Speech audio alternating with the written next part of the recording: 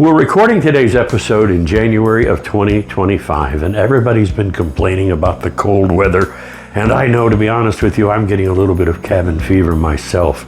But it's funny, I used to live in upstate New York, which is where I grew up. But now I'm living in North Carolina, and they had easily 10 millimeters of snow the other day, and the whole place got shut down. Well, you'd have to be here to make that funny, but for those of you that grew up north, you would understand how silly that is. Anyhow, today we're going to make my grandmother's favorite tuna macaroni salad. We're going to start with mayonnaise. We're also going to use some sweet pickled relish. We're going to use some chopped eggs. So there's 3 hard-boiled eggs there. And I use a shallot instead of onion. Now, a lot of people just chop the shallot, but I mince it because I like the smaller texture. I don't want it so big. I don't want it to overpower the rest of the salad. But I also use the shallot because it's not as pungent. Not pungent. What's the word I'm looking for? It's not as sharp as a regular onion. It's not as bold. It has a more delicate flavor. So the first thing we're going to do, let's start putting things together. We're supposed to use about a cup. This makes 10 servings, by the way, in case you're wondering. But we're supposed to use about a cup of mayonnaise. That looks close enough to me. And then I'm going to put in our dill relish. And then I'm going to put in the shallots. And I'm going to put in a pinch of sea salt. All right. On top of that, I'm going to put some celery salt in. Not too much, just a little bit. That will kind of crisp things up as it continues to mix and blend. Now, I'm doing this on purpose. All of this stuff I'm blending before I put the macaroni in because I want all of these ingredients blended very, very well. We got a good shot there. We seeing that real well? Look at that. All right.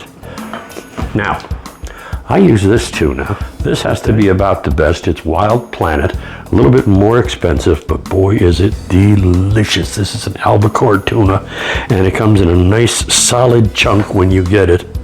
I've already busted it up a little bit, as you can see. I remember every summer, you could tell it was summer because we would go over to Grandma's. We would be having barbecue outdoors, and she would make this salad.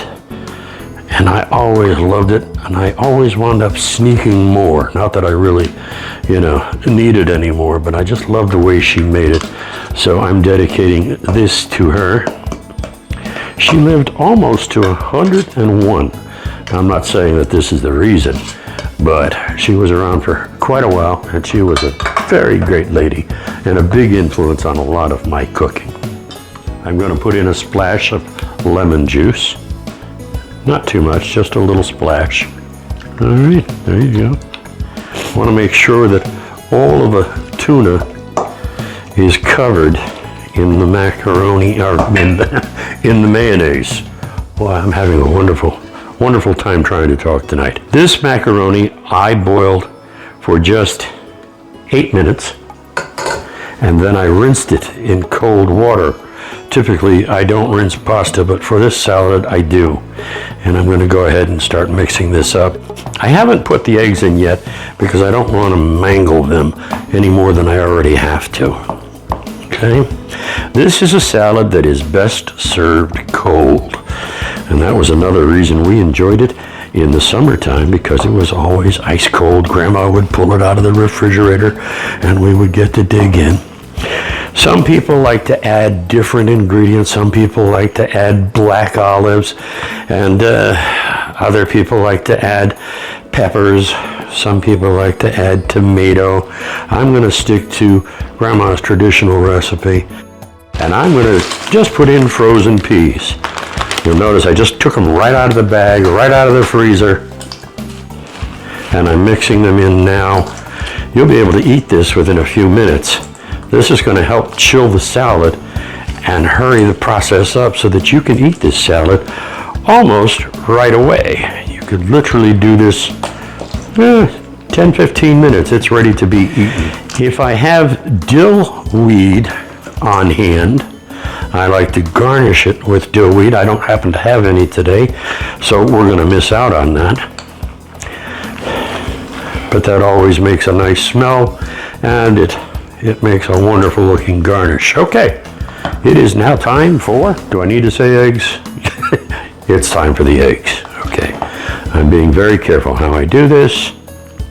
As I said before, I don't want to mangle the eggs. Oh, speaking of family, if you look over here, we have a new asset on the set, a wonderful gift from my Aunt Linda, who decided that, she said, you need something to make your set look a little more spruced up. So I want to do a shout out to her and thank her for sending us that. And now they say the proof is in the pudding, so let's go ahead and take a taste. Oh yeah, very good. Now, excuse me. You may want to add a little bit more lemon juice. You might want to add a little bit more salt and pepper to taste. But this is going to be a wonderful salad. It'll keep probably 4 or 5 days in your refrigerator. You put it in a Tupperware, seal it real well. You can have it along with supper. You can have it with lunch. Whatever you want to have it with. It's up to you. Meantime, thanks for joining us.